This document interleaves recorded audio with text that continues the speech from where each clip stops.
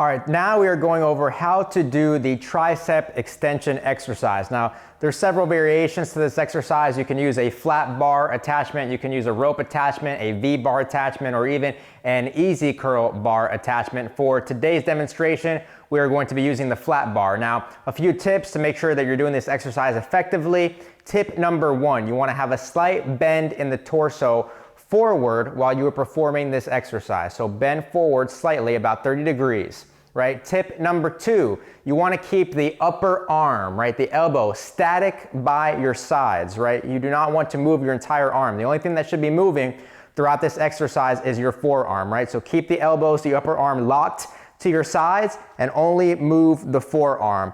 Third tip, you want to make sure that you're bringing the bar all the way down to your hip to get maximum contraction on the triceps. So when you're here, you're going to come up all the way, get a full extension on the tricep, and then boom, all the way down, right to the hip, full contraction on the tricep, and repeat the movement. This is how you effectively do a tricep push down or tricep extension.